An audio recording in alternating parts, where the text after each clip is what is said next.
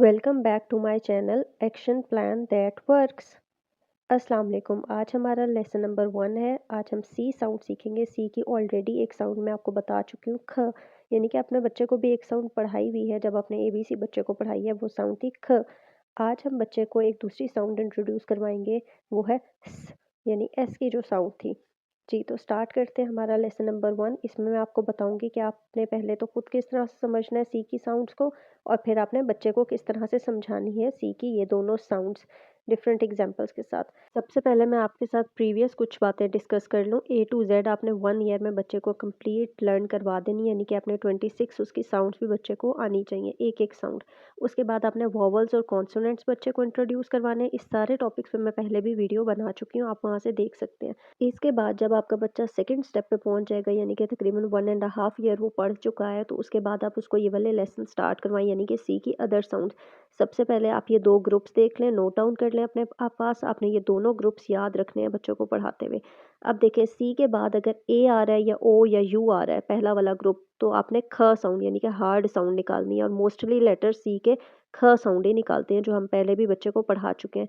दूसरे में soft IEY की वजह से एस साउंड निकलेगी, साउंड निकलेगी, यानी कि सॉफ्ट। यहाँ पे देखें, सी के बाद आई आ रहा है सर्कल में तो सॉफ्ट साउंड, सी के बाद एल आ रहा है यानी कि अदर कॉन्सोनेंट है तो हार्ड साउंड। इसी तरह 1 बाय 1 आप बच्चे को भी सारे लेटर्स बता सकते हैं कि सी के बाद एल आए तो क्या आता है, सी के बाद ई आए तो कैसी साउंड आती है। 1 बाय 1 आपने सारी साउंड्स बतानी है। मैं आपको फिर बता रही हूँ, मोस्टली हार्ड साउंड ही आती है, लेकिन आपने बच्चे को सॉफ्ट साउंड के बारे में भी ज़रूर बताना है। अच्छा, अब आपने इन सब की रीडिंग करवा लेनी है बच्चे को। Circle, clap, cake, cereal, circus, cent, card. इस तरह से बच्चे को रिकग्नाइज करने में आसानी होगी। यहाँ पे हार्ड साउंड है अदर कॉन्सोनेंट के साथ, clap, cry, cloud, grab, Cliff. यहाँ पे सब में हार्ड साउंड आई है, ख साउंड।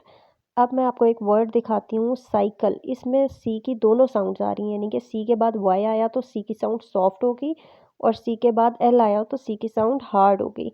उसके बाद आपने मिडल ऑफ वर्ड्स भी देखने हैं, यानी कि सी अगर बीच में आ रहा है, सी के बाद है टी, तो आपने इसकी कौन सी साउंड लगानी है, हार्ड। और ये बाकी आप करके मुझे कमेंट्स में ज़रूर बताएंगे। दिसंबर, एक्टर, ट्वाइस, डांस पढ़ के तो मैंने आपको बता दिया, लेकिन आप बच्चों से पूछें या आप खुद करके मुझे ये ज़रूर कमेंट करें। आगे आपने च, जो कि हमने कॉन्सोनेंट ब्लेंड्स में सीख चुके हैं, वो भी ज़रूर बताने, क्योंकि सी के बाद कॉन्सोनेंट आ रहा है तो इसको तो हार्ड होना चाहिए था, लेकिन यहाँ पे च साउंड आती है। अब मैं आपके साथ कुछ वर्कशीट और एक्टिविटीज़ डिस्कस करूँगी जो आप बच्चे के साथ कर सकते हैं। सबसे पहले आपने सी के साथ बच्चे को केक, कैट, कप और क्लाउड पढ़ाया था। अब आप कुछ सॉफ्ट साउंड्स वाले भी बच्चे को पिक्चर्स दिखाएं और उनको पढ़ाएं, जैसे कि सर्कल, साइकिल, सीरियल, सेल, ताकि बच्चे को सॉफ्ट साउंड के बारे में भी पता चले। इस तरह से पिक्चर्स वगैरह के साथ रीडिंग करवाने के बाद अब मैं आपके साथ कुछ आइडियाज़ शेयर करती हूँ। सबसे पहले तो आपने बच्चे के साथ एक लिस्ट बनानी है। कुछ चीज़ें आप बच्चों से पूछें जो सी से स्टार्ट हो रही हैं, कुछ वर्ड्स आप अपने पास से ऐड करें। इस तरह से आपके पास 10 to 12 या जितने भी वर्ड्स आप ऐड कर सकते हैं आपके पास जमा हो जाएंगे। अब आपने 1 बाय 1 देखना है कि कहाँ पे सी की साउंड आ रही है और कहाँ पे सी की साउंड ख आ रही है, यानी कि हार्ड और सॉफ्ट साउंड्स आपने अलग अलग करवा लेनी है बच्चे से।